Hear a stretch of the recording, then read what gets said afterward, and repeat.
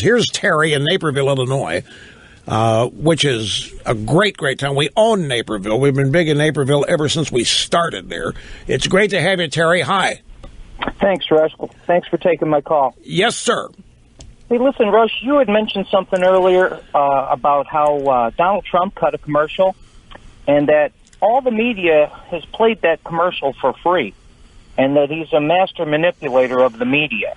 Right. And that got me thinking kind of something that's irritated me about your show over the last several weeks.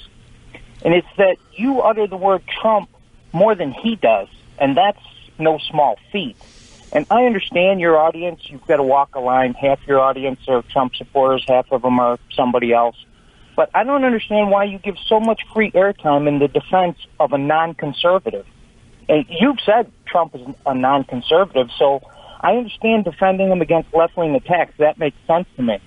But every time some nobody throws an attack at Donald Trump, you spend a good portion of your show, knocking it down. And I just don't understand that. There's, a real conservative in this race. Well, there's more than one. Are you thinking of Ted Cruz? Well, you've said that Ted Cruz is the most bona fide conservative in this race. Wait, who said? Who? You said conservatism has worked. Wait. Who said that? Who said that? You did. I did. You said that Ted Cruz is the most staunch conservative in this race. Did I get that I thought wrong? I wasn't extolling the virtues of Cruz enough.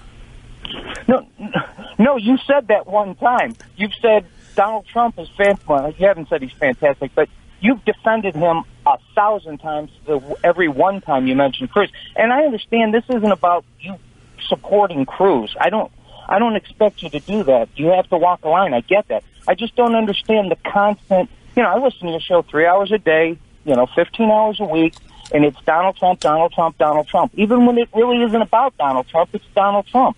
And as when you say when you go to break, you say an obscene profit timeout.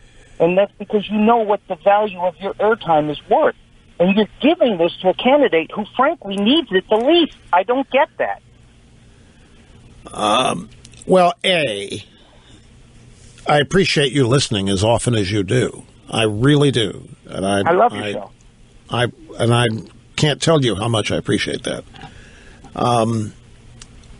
My view of this is that I do here today what I've always done, and that is arrive here and take a look at the things and people I believe in being under attack and, when necessary, to defend them. At the same token, I've been open about what I think the value of Donald Trump in this campaign is from day one.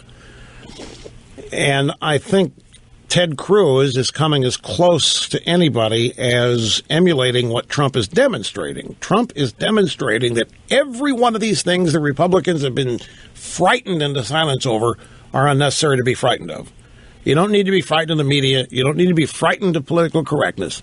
You don't need to be frightened of being conservative. You don't need to be frightened of being anything. You can go out and say what you actually believe, and you can get away with it, and you can triumph.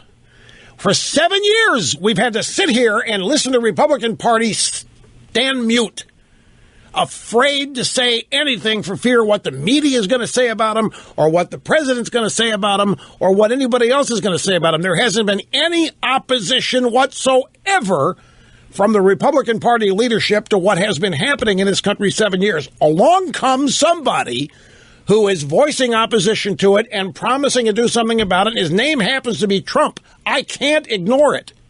I'm cheering what he's doing. I'm cheering what Ted Cruz is doing. This is nutcracking time as far as I'm concerned. Mrs. Clinton cannot win this election in November. The Democrat Party cannot win this election. If they do, well, I don't even want to think about it. So this transcends ideology for me right now. I haven't abandoned mine. I never will abandon mine. I am not going to be fooled into voting or supporting somebody who is a closet liberal, making himself look like something that he's not. If that's that, do not worry about that. But I think at this stage where we are, the Democrats have to lose. And the people supporting them have got to be stopped. These political wins that they're having, victories that they're having each and every day, the attack on the Constitution has got to stop. Immigration, it's got to stop. There has to be a reimposition of common sense application of existing law on so many things. The Constitution is being rendered irrelevant. It's got to stop. And if it's not stopped at this next opportunity to stop it, then it's going to be another 4 years to try to stop it. So the objective on this program has not changed. It's exactly what it's been since the first day of this program. And that's to educate and inform people about liberalism and promote conservatism and the opposite way of doing things. And until somebody comes along and tells me that Donald Trump is actually a Democrat running a stealth campaign to actually get Hillary Clinton elected, it can make me believe it.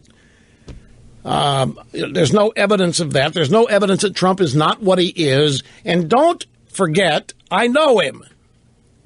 He's not an unknown quantity to me. I have spent a lot of time with Trump. And by this, I mean I know a little bit about him. Not that I'm afraid to be critical of him, but I know a little bit about him. And he's not a Democrat. He is not a liberal. He may not even think in those terms, in terms of ideology. But whatever's happening here, folks, has not changed focus at all. I'm the one constant in the last 27 years in American politics, if you ask me. Be back after this. Don't go.